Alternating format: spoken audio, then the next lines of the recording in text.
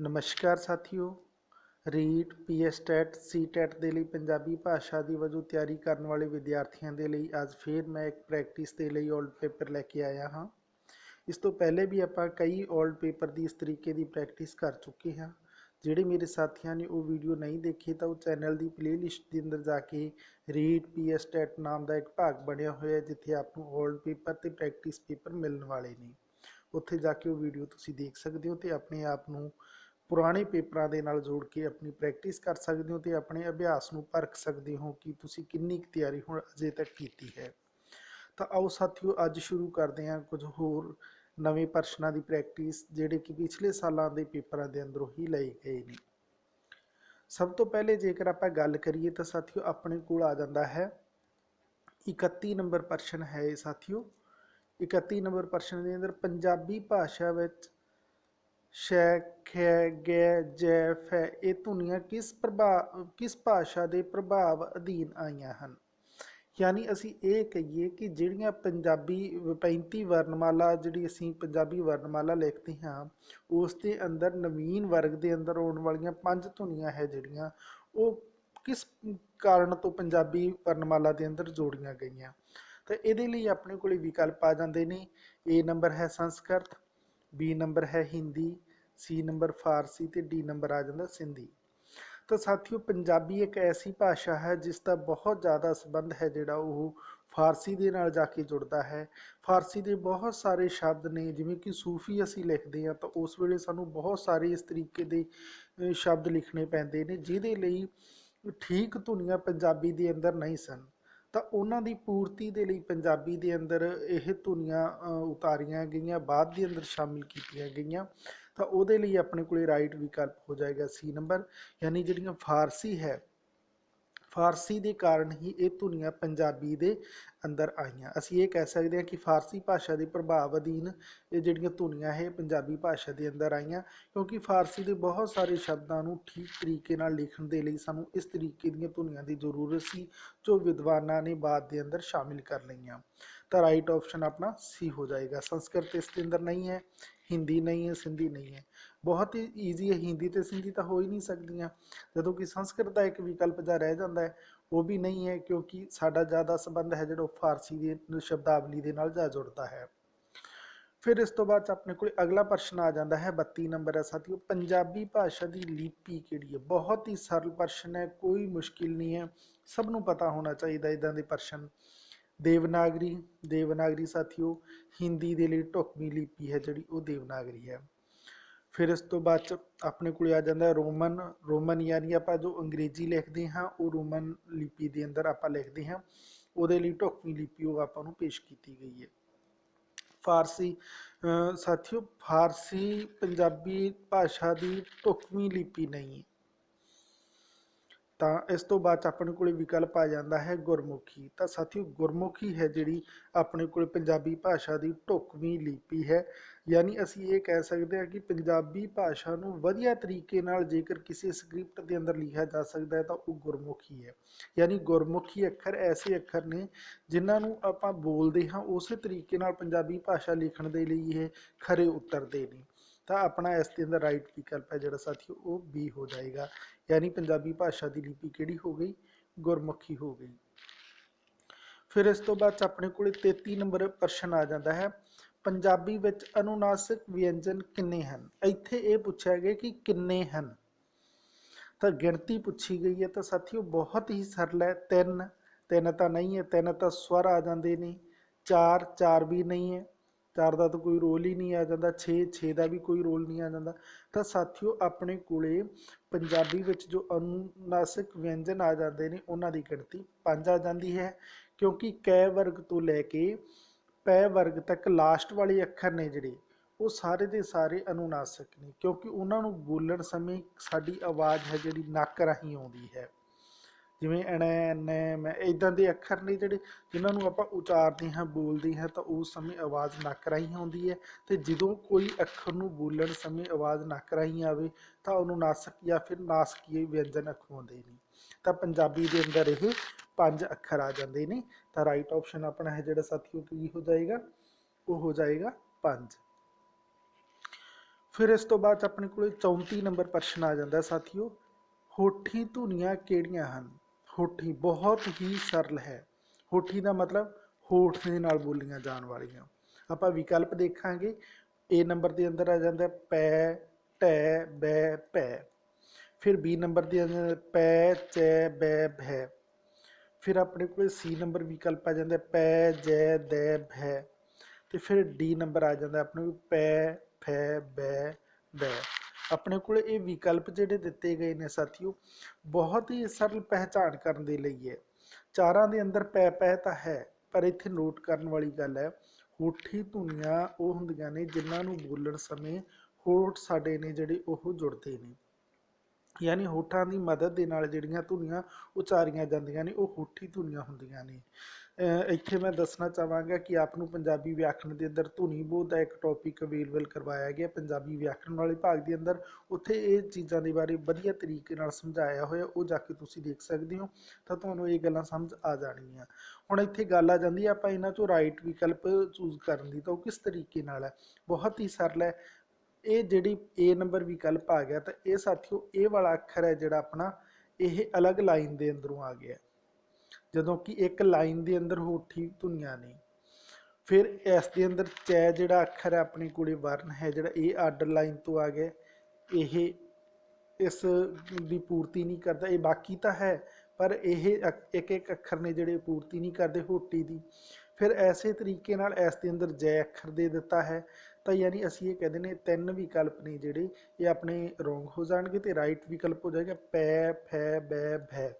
दूजा तरीका ये भी हो सकता है, तुसीं बोल के देखो पै फै बै भै, बोलन समय होठ साढ़े जुड़ रहे हैं पर ये बाकी बोलोगे जिहड़े उन्हां दे अंदरों ये एक एक अखर बोलन समय होठ नहीं जुड़ता, इसलिए होठी विकल्प राइट विकल्प अपना की हो जाएगा, वो डी नंबर हो जाएगा। यानी पंजाबी दियां जिहड़ियां इन्हां चों होठी धुनियां कहियां जा सकदियां वो डी नंबर है, पै फै बै बै है। फिर इस तो बाद साथियों अपने को जो अगला प्रश्न आ जाता है वो 35 नंबर प्रश्न है।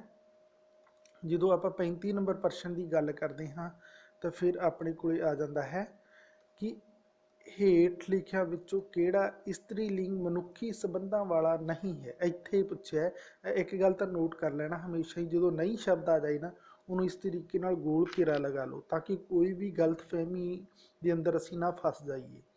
नहीं पूछया सानूं। फिर दूजी गल इहने कही है कि इस्त्रीलिंग मनुखी संबंधां वाला, मनुखी संबंधां वाला यानी इंसानियत रिश्ते नात्यां दे अंदरों मनुखी संबंधां दा जिहड़ा इस्त्रीलिंग नहीं है वो दसना है। तो हुण जिवें असीं गल करिए कि भूआ इस्त्रीलिंग है साथियों, ताई ये भी इस्त्रीलिंग है, चाची ये भी इस्त्रीलिंग है, पक्षी ये भी इस्त्रीलिंग है। पर आपां इत्थे ऑप्शन ऐसा चूज करना है जिहड़ा मनुखी संबंधां वाला नहीं है। तो जो मनुखी संबंधां की गल आ जाती है, इंसान के रिश्ते नात्यां की गल आ जाती है तो वो अंदर भूआ भी आ जाती है साथियों, वो अंदर चाची भी आ जाती है, वो अंदर ताई भी आ जाती है, पर पक्षी रिश्ते नात्यां के अंदर नहीं आ जाती, ये वस्तुओं के अंदर आ जाती है। तो इसलिए अपने को जो राइट विकल्प की हो जाएगा डी हो जाएगा, क्योंकि आप नहीं वाला ही दसना है। तो अपने को राइट विकल्प की हो गया डी हो गया, यानी पक्षी है जिहड़ा वो ऐसा स्त्रीलिंग शब्द है जिहड़ा मनुखी संबंधां वाला नहीं किया जा सकता। फिर इस तो बाद अपने को अगला प्रश्न आ जाता साथियों 36 नंबर प्रश्न है, हेठ लिखिया विचों किहड़ा शब्द अगेतर लगा के नहीं बनया। हुण इत्थे भी नहीं आ गया तो किहड़ा नहीं अगेतर लगा के नहीं बनया, जिहड़ा अगेतर लगा के नहीं बनया है। हुण ये सब नूं पता होना चाहिए कि ऐसे शब्द जिहड़ा अगेतर जां पिछेतर हटाउण तो बाद सार्थक बचे तो वही आपां अगेतर मन सकते हैं, अगेतर जां पिछेतर लग के बनया होया शब्द मन सकते हैं। जिवें कि अपने कोले ए नंबर आ गया अधरंग, अध्यापक, अनादर ते इस तो बाद अजित। तो अपने को इन्हां दे अंदर विकल्प आ जाते हैं, जिवें आपां अधरंग की गल करिए, ठीक है, तो अध ते रंग, अध हटा दिए तो रंग बचता जो कि एक सार्थक शब्द है। तो ऐसे तरीके नाल इन्हां दी जिहड़ी पूर्ति करने वाला शब्द ने जिहड़े इत्थे ए हट जाएगा, इत्थे भी ए दी गल आ जाएगी। पर जो अपने को 20 विकल्प देखते हैं अध्यापक शब्द देखते हाँ ਤਾਂ ਇਹ ਐਸਾ ਸ਼ਬਦ ਹੈ ਜਿਹੜਾ ਇਹ ਹਟਾ ਦੇਾਂਗੇ ਤਾਂ ਫਿਰ ਆਪਣੇ ਕੋਲੇ ਅਧਿਆਪਕ ਬਚ ਜਾਏਗਾ, ਜੋ ਕਿ ਠੀਕ ਨਹੀਂ ਕਿਹਾ ਜਾ ਸਕਦਾ। ਤਾਂ ਇਸ ਹਿਸਾਬ ਨਾਲ ਆਪਣੇ ਕੋਲ ਰਾਈਟ ਵਿਕਲਪ ਹੈ ਜਿਹੜਾ ਉਹ ਸਾਥੀਓ ਬੀ ਹੋ ਜਾਏਗਾ, यानी अध्यापक हो जाएगा। फिर इस तो बाद अपने को 37 नंबर प्रश्न आ जाता है, किस शब्द नाल पिछेतर नहीं लग्या होया। हुण इत्थे भी नहीं पुछया ते इस बार पुछ लिया उन्होंने पिछेतर। तो अपने को इन्हां दी गल करदे हां, खटास, विकास, मिठास ते निकास। हुण सह तो सारियां दे अंदर ही लग्या साथियों, इत्थे पिछेतर देखना सह सब दे अंदर लिखिया, खट्टे तो खटास, मिठा तो मिठास, निका तो निकास, विका विका कोई अर्थ नहीं हुंदा तो विकास। ये गल आपां कह सकते हैं कि जिहड़ा बी नंबर ऑप्शन है वो पिछेतर लगा के नहीं बनया होया ऐसा शब्द है। तो इस तरीके नाल आपां इन्हां दी चोण कर सकते हैं, बहुत वधिया तरीके नाल इन्हां नूं आपां पहचान सकते हैं। फिर इस तो बाद साथियों अपने को जो अगला प्रश्न आ जाता है, इस तो बाद अपने को जो अगला प्रश्न है वो 38 नंबर प्रश्न आ जाता साथियों, हेठ लिखिया विचों किहड़ा शब्द उस्तत शब्द का समानार्थी नहीं।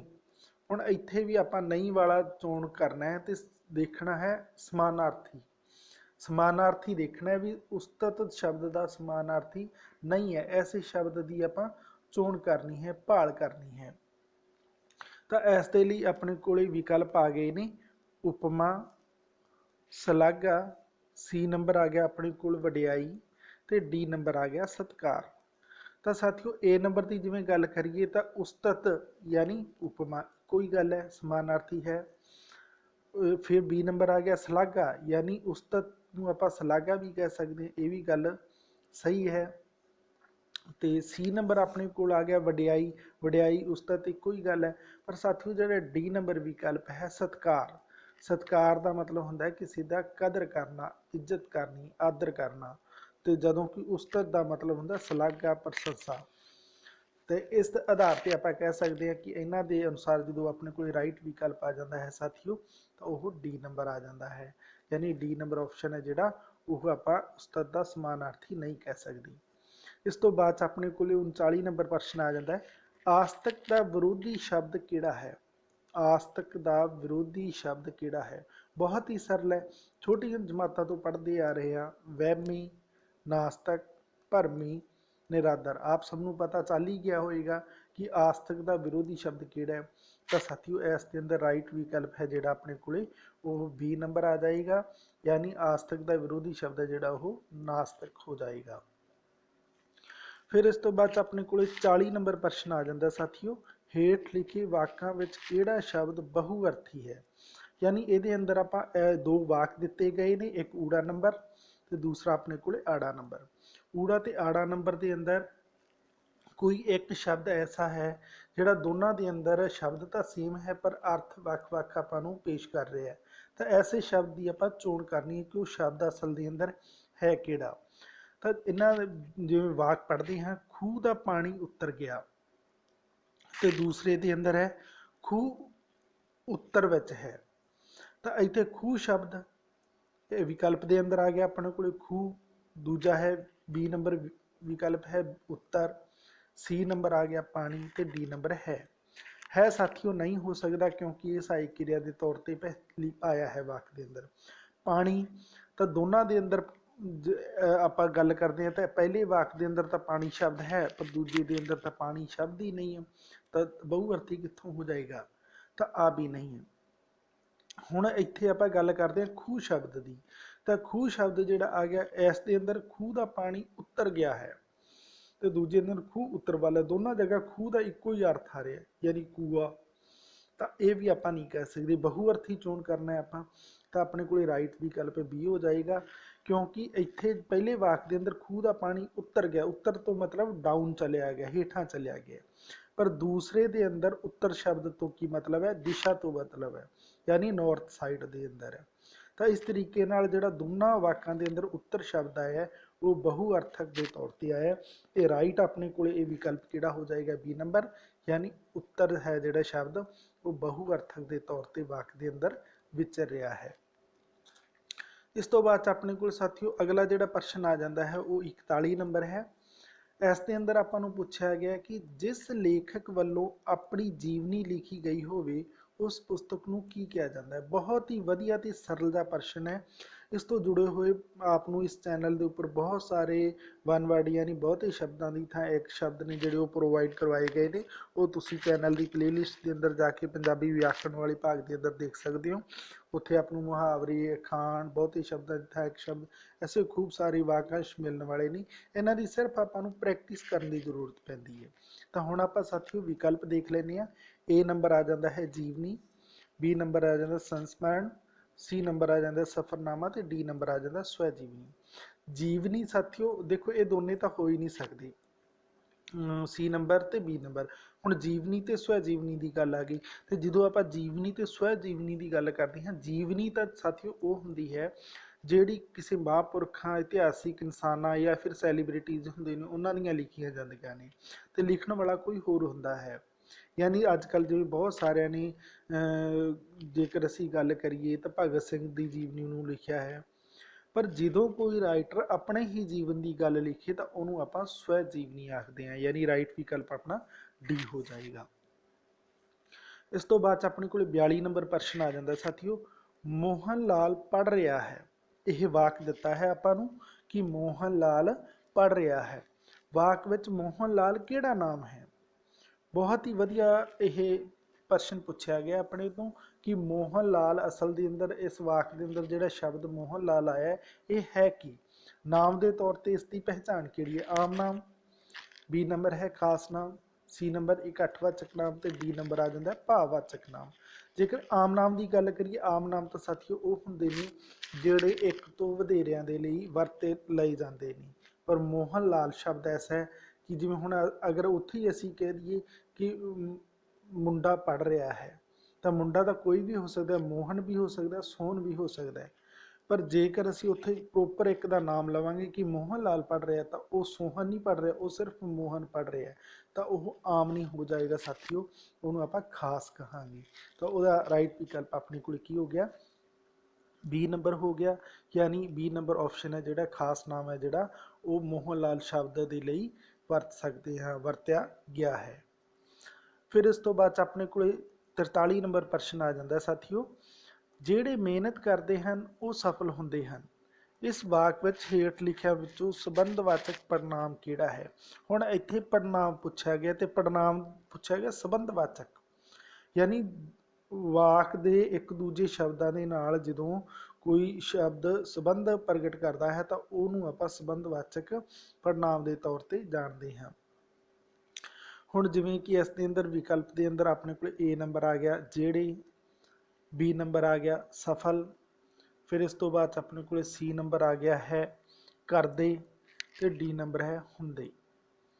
हुंदे तो है नहीं है क्योंकि ये किरिया के अंदर आ जाते हैं, तो इस तो बाद अपने को सफल भी नहीं है, करदे भी नहीं है, तो राइट ऑप्शन अपने को आ जाएगा जोड़ा शब्द है वो वाक का दूसरे वाक के नाल संबंध जोड़ रहा है, इसलिए ए नंबर ऑप्शन है जोड़ा उन्होंने आप संबंधवाचक पड़नाम के तौर पर वाक के अंदर पहचान करते हैं।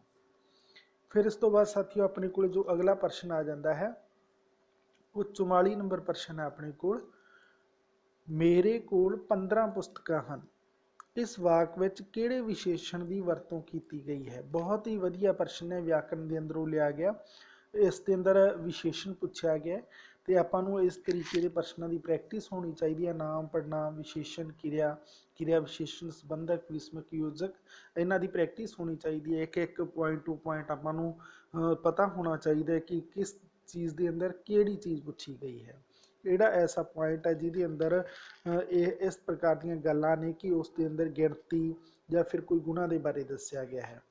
तो ये लिए अपने को विकल्प आ गया, ए नंबर है गुणवाचक, बी नंबर है संख्यावाचक, सी नंबर है प्रमाणवाचक, तो डी नंबर है पड़नामी विशेषण।